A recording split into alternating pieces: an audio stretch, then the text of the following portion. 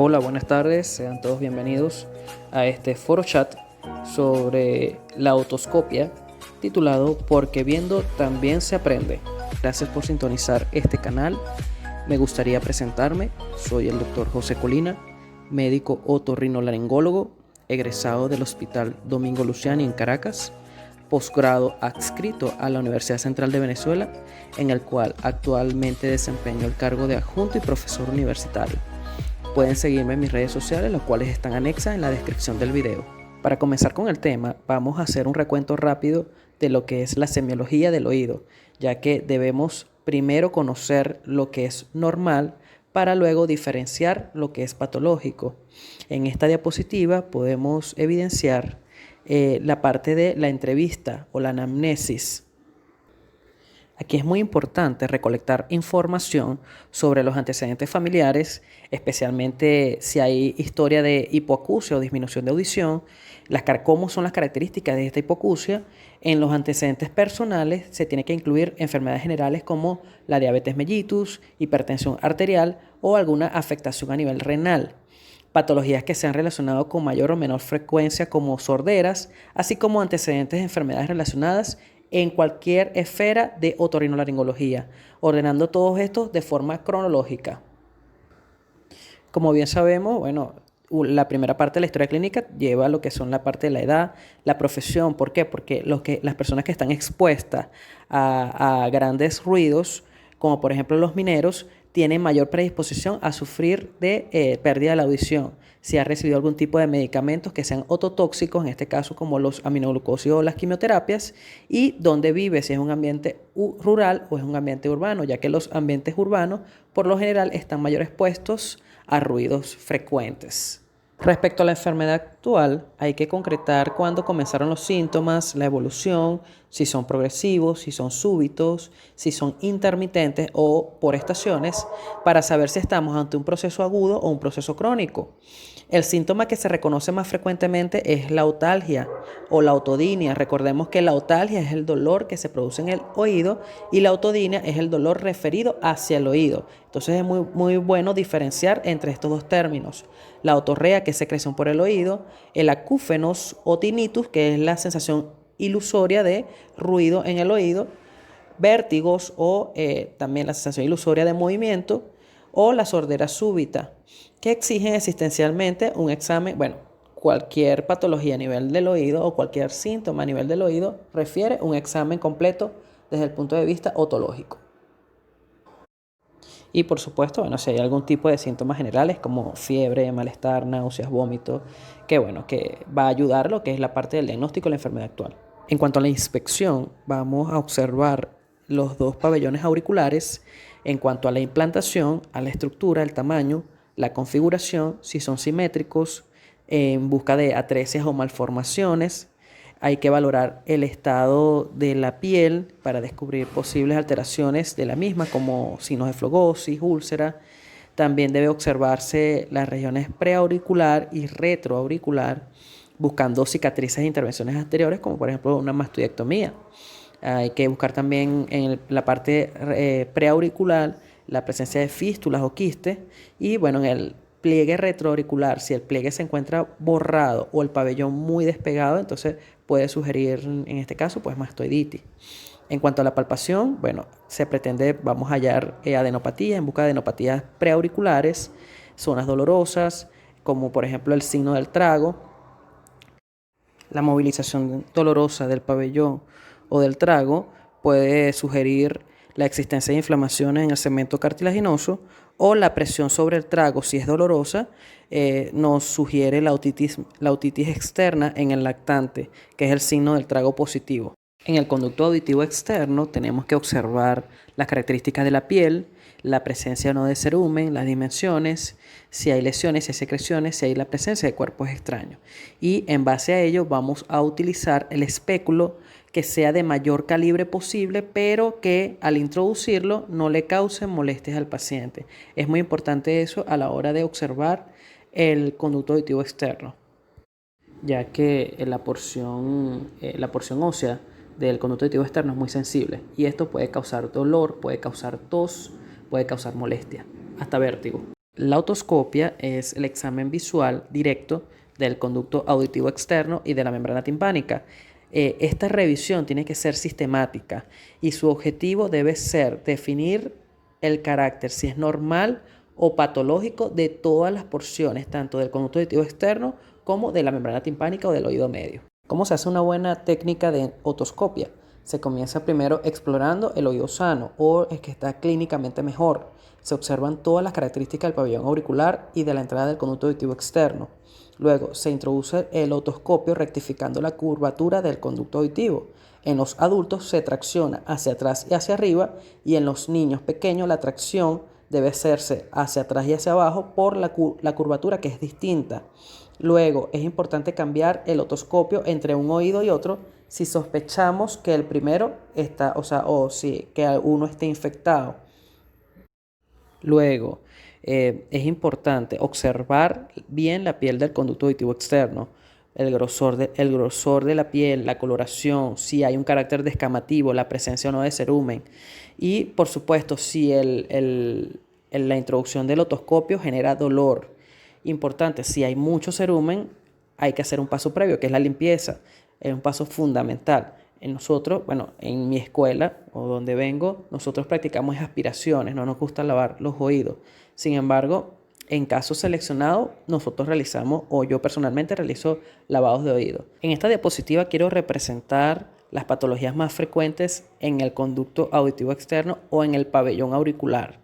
¿Okay? En algunos casos, en la primera foto pueden observar que hay una otitis externa aguda, donde los síntomas predominantemente son dolor, hay secreción que por lo general no es tan purulenta, sino es más bien una secreción blanquecina, fétida, y la pérdida de audición del conducto auditivo externo lo vamos a ver edematizado, y esta misma secreción puede producir una irritación a nivel de las estructuras del pabellón auricular. Así como también la manipulación del pabellón auricular o el signo del trago lo vamos a ver positivo, causa dolor. En la segunda foto vemos el paciente con una fístula preauricular que está estrechamente relacionada con la parte embriológica o el desarrollo embriológico de la oreja. Y bueno, esto también, en algunos casos, estas fístulas preauriculares pueden, por lo general son asintomáticas, pero pueden complicarse con un acceso cuando se obstruye esta salida de la fístula. Puede generar accesos a repetición, accesos preauriculares. Y en la última foto podemos observar una pericondritis, donde hay un aumento de volumen con signos de inflamación en todo el pabellón auricular y puede estar provocado por heridas. Hay una historia clínica de heridas, quemaduras, picaduras de insectos. La causa más frecuente es asociada al piercing por perforaciones del cartílago, o en caso de algunas condiciones inflamatorias como la granulomatosis de Wegener o la poliangitis granulomatosa, o también alteraciones del sistema inmunitario como pacientes por diabetes. Vamos a ver un paciente con enrojecimiento, dolor, signo de flogosis e inflamación de la oreja, y puede estar asociada a fiebre y a toque del estado general. En esta lámina, bueno, ya entrando en lo que es la otoscopia, ya vimos cómo se hacía. Ahora vamos a revisar cómo es una otoscopia normal, cómo sabemos nosotros que un oído está normal. En condiciones normales, la membrana timpánica tiene un aspecto nacarado, de escasa transparencia, aunque se dice que es translúcida, brillante y de color grisácea. Una vez identificada la misma, también se debe visualizar una serie de referencias anatómicas. Entonces aquí vamos a esquematizar o a realizar una representación esquemática de un tímpano derecho, en donde vamos a diferenciar, estén atentos, con el número 1 se representa la pars flácida, en el número 2 la pars tensa, que es la división general de la membrana timpánica en dos secciones, pars flácida y pars tensa. La pared anterior del conducto auditivo externo, en donde vamos a ver un abombamiento, ya que ese abombamiento es producido por la articulación temporomandibular. Tenemos con el número 4 está representado el ánulo fibroso. Con el número 5 es muy importante el triángulo luminoso, porque al nosotros verlo, ese triángulo debe estar presente. Con el número 6 el ombligo. El número 7 está representado el mango del martillo, que debemos también verificar si ese mango del martillo está presente o ausente y si tiene o no las estrías vasculares o la representación de vasos sanguíneos. Con el número 8 vamos a representar o se representa la apófisis corta del martillo. Bueno, fíjese, la diferencia o la importancia del mango del martillo es que la dirección de este, en conjunto con la posición del ombligo, nos va a permitir diferenciar un oído derecho de un oído izquierdo. En cuanto al triángulo luminoso o el reflejo de Pólixer, este es consecuencia de la inclinación de la membrana timpánica, ya que al incidir la luz sobre esta, va a reflejar esta luz, va a crear un triángulo de mayor reflexión lumínica y ese triángulo luminoso nos va a nosotros diferenciar, por ejemplo, si no está presente porque la membrana está opaca, entonces nos hace pensar la membrana está edematizada o hay alguna patología en el oído medio. ¿Ok? Ajá, cuando hablamos del tímpano, se divide en dos áreas principales, que es la pars flácida y la pars tensa. A su vez, en cuanto a la pars flácida, es la que está situada por encima de los ligamentos timpanomalleolares y es la menos rígida. Y la pars tensa, como su nombre lo indica, esta la podemos dividir a su vez en 4 cuadrantes. En cuadrante postero superior, en cuadrante postero inferior, antero superior y antero inferior. Entonces, ¿por qué debemos dividir la pars tensa en 4 cuadrantes? Es fácil porque si hay alguna perforación o hay alguna lesión, entonces podemos imaginarnos estos 4 cuadrantes y a la hora de referir a un paciente o a la hora de hacer un examen físico, nosotros podemos diferenciar, mira, hay una perforación en el cuadrante antero superior o en el cuadrante antero inferior, o hay un cuerpo extraño en el cuadrante postero inferior. ¿Okay? Es para ubicarnos anatómicamente. ¿Cómo dividimos o cómo diferenciamos un oído derecho y un oído izquierdo? Simple, por la posición del mango del martillo y del ombligo. Como les dije, el mango del martillo se encuentra en el centro de la membrana y tiene una dirección oblicua de arriba a abajo y de adelante a atrás, sirviendo para distinguir un oído derecho, ya que el ombligo lo vamos a ver a la izquierda del examinador y el ombligo izquierdo lo vamos a ver a la derecha del examinador. Aquí es importante que vamos a definir en una otoscopia. Primero, las características de la membrana timpánica. Ya se les dije que era una membrana timpánica normal. ¿Okay? Entonces vamos a definir. ¿Hay cambios de coloración en la membrana? No es grisácea. Hay alteraciones en el relieve. Recordemos que la membrana timpánica es lisa. Hay cambios en la integridad y alguna perforación. Entonces vamos a validarnos de los 4 cuadrantes para ubicar esa perforación y también la clasificamos en cuanto a porcentaje. Un porcentaje dependiendo. Si cada cuadrante ocupa lo que es un 25% para un total de 100%, entonces dependiendo de cada cuadrante, entonces, bueno, si ocupa la totalidad de un cuadrante sería una perforación timpánica un 25%. O se ocupa 2 cuadrantes, será una perforación timpánica de 50%. ¿Okay? Hay alteraciones en la posición, está bombada, no está bombada. Y si nos validamos de la movilidad de la tímpano ocular, que ahorita en la siguiente diapositiva les voy a explicar cómo evaluamos la trompa de Eustaquio. Si vemos que la membrana no se mueve, entonces eso también lo debemos reportar, si es móvil o no. En cuanto a la funcionabilidad de las trompas, para evaluar la funcionabilidad de la trompa de Eustaquio, tenemos 2 maniobras que podemos hacer mediante otoscopia, que es la maniobra de Valsalva o la maniobra de Toynbee. De hecho, tengo un video de la maniobra.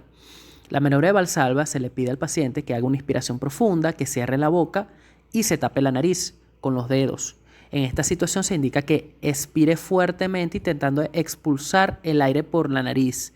Yo personalmente les digo a los pacientes, puje como si fuese a ir al baño. Entonces en este momento se va a apreciar por la hiperpresión nasal un abombamiento de la membrana timpánica. Y bueno, en algunos casos se va a acompañar de algún chasquido. En el caso de la maniobra de Toynbee es totalmente lo contrario. ¿Por qué? Porque allí vamos a ver el funcionamiento de la trompa durante la deglución. Entonces se le pide al paciente que una vez que abombe la membrana, se le pide al paciente con los dedos en la nariz, tapando la nariz, que trague. En este momento vamos a ver un hundimiento de la membrana timpánica y el paciente va a referir que escucha menos o que hay una audición disminuida. Esta lámina es para representar que utilizamos nosotros para hacer la otoscopia neumática. Utilizamos la pera de Polypsel y el espéculo, un espéculo que tiene un abombamiento en la punta que hace el sello en la membrana, en el conducto auditivo externo, que se llama espéculo de Siegel. En la otoscopia, cuando hay una otitis media aguda, el tímpano lo vamos a ver enrojecido, eritematoso, con zonas amarillentas, abombado y con franca alteración de la movilidad. Además, va a haber pérdida del triángulo luminoso, la membrana va a estar opaca, hay dolor con las maniobras o la presión neumática y en algunos casos puede observarse otorrea en el conducto auditivo externo. Sin embargo, normalmente no se visualiza si no hay orificio en la membrana timpánica. En las perforaciones del tímpano hay que establecer la causa. Si es por una perforación traumática de la membrana timpánica, en ese caso son secundarias a traumatismos directos sobre el tímpano o por el aumento brusco de la presión en el conducto auditivo externo.